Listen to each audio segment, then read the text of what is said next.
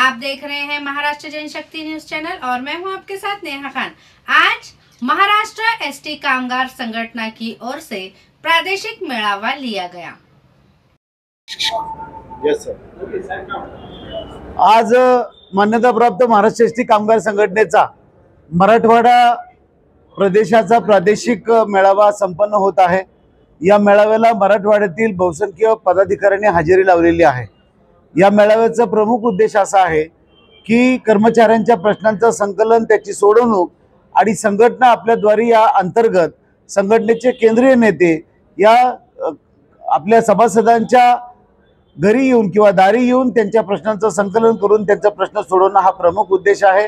नुकतीच मूळ वेतनामध्ये 6,500 रुपयाची वाढ झालेली जरी असली तरी राज्य सरकारने जे प्रॉमिस केलेलं आहे 16-20 करारामधला जो काही आमचा हक्क असतील ते हक्क अबाधित ठेवलेले आहेत। वाढीव झालेल्या रकमेमधले जे काही फरकाचे हप्ते आहेत ते फरक आम्हाला त्या ठिकाणी मिळाला पाहिजे। वाढीव महागाई भत्ता मिळाला पाहिजे। महागाई भत्त्याचा जो काही फरक न्यायालयीन आदेशानुसार देणं आम्हाला आवश्यक आहे तो महागाई भत्त्याचा फरक आम्हाला दिला पाहिजे। आणि म्हणून आर्थिक विषयावर लढत असताना एसटी कामगारांचं वेतन हे राज्य सरकार एवढं झालं पाहिजे या उद्देशाने एसटी कामगार संघटना लढत आहे आणि यापुढच्याही काळामध्ये लढत राहणार आहे। दुसरी बाब म्हणजे की काही मंडळी एसटी कामगारांचा उगीचच पुळका आला म्हणून एसटी कामगारांसाठी उसनं अवसान आणत आहे। काही लोकांना खोटी आमिषं दाखवत आहेत आणि त्या आमिषाला प्रलोभनाला काही मंडळी बळी पडत आहेत। तेव्हा कामगारांनी नेमकं आपलं नेतृत्व कोणतं स्वीकारावं तर ते एसटी कामगारांच्या मध्ये काम करणारं नेतृत्व स्वीकारावं आणि म्हणून एसटी कामगार संघटना हा एक उत्तम पर्याय आहे। एसटी कामगार संघटनेने आपले सगळे जे काही रिझल्ट आहेत ते आपल्या कामगारांच्या आता पगार पत्रिकेमध्ये दिसत आहेत। जो आमच्या दिवाळीची भेट गेली म्हणून लोक ओरडत होते किंवा मिळणार नाही म्हणत होते ते सुद्धा आम्ही त्या ठिकाणी अगदी मुख्य निवडणूक आयुक्त चोक्कालिंगम साहेबांच्या पर्यंत जाऊन दिवाळी भेट मिळवून घेण्याचं काम केलेलं आहे। तेव्हा एसटी कामगार विषयी, कामगार संघटनेच्या विषयी कामगारांचं अतिशय चांगलं मत आहे। अनेक मंडळी आमच्याकडे प्रवेश करत आहेत। आजही अनेक संघटनांचे पदाधिकारी प्रवेश करत आहेत। तेव्हा माझं आपल्या माध्यमातून राज्यातील सर्व कर्मचाऱ्यांना नम्रतेचं आव्हान आहे। राजकीय लोकांनी आपला खूप गैरफायदा घेतला, सदावर्तींनी घेतला आणि दुसऱ्या राजकीय लोकांनी घेतला।